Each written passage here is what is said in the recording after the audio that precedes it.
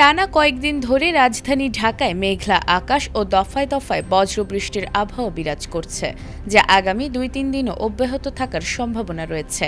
ঢাকার এই বৈরী আবহাওয়ার মধ্যেই দেশের ১৯ জেলায় ১ নম্বর সতর্ক সংকেত জারি করেছে আবহাওয়া অধিদপ্তর এবং একই সাথে উজান থেকে আসা পাহাড়ি ঢলে দেশের বিস্তীর্ণ অঞ্চলে বন্যা পরিস্থিতির সৃষ্টি হয়েছে। আগামী কয়েকদিন রাজধানী ঢাকা ও পার্শ্ববর্তী এলাকার আকাশ প্রধানত মেঘাচ্ছন্ন থাকবে। ঢাকা ও এর আশপাশের অঞ্চলে দফায় দফায় হালকা থেকে মাঝারি ধরনের বৃষ্টি বা বজ্রবৃষ্টির সম্ভাবনা রয়েছে। এ সময় দক্ষিণ বা দক্ষিণ পূর্ব দিক থেকে বাতাসের গতিবেগ ঘণ্টায় ১০ থেকে ১৫ কিলোমিটার হতে পারে, যা অস্থায়ী দমকা হাওয়া আকারে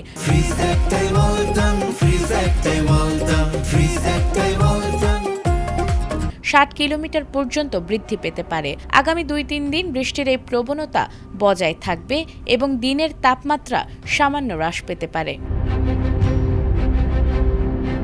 বাংলাদেশ আবহাওয়া অধিদপ্তর দেশের ১৯টি জেলায় অস্থায়ীভাবে দমকা অথবা ঝড়ো হাওয়া সহ বৃষ্টি বা বজ্রবৃষ্টির পূর্বাভাস দিয়েছে।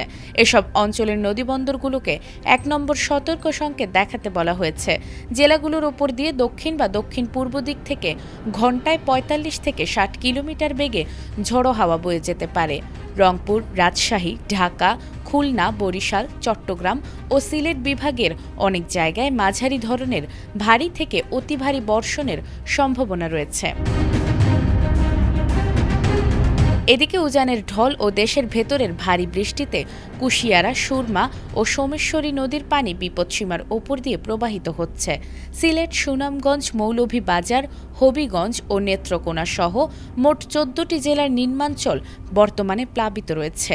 বন্যা পূর্বাভাস ও সতর্কীকরণ কেন্দ্র জানিয়েছে, আগামী ২৪ থেকে ৪৮ ঘণ্টার মধ্যে ব্রহ্মপুত্র, যমুনা ও তিস্তা নদীর পানি দ্রুত বৃদ্ধি পেয়ে লালমনিরহাট, নীলফামারী, কুড়িগ্রাম, গাইবান্ধা, শেরপুর সহ ১০টি জেলায় আকস্মিক বন্যা পরিস্থিতির সৃষ্টি হতে পারে।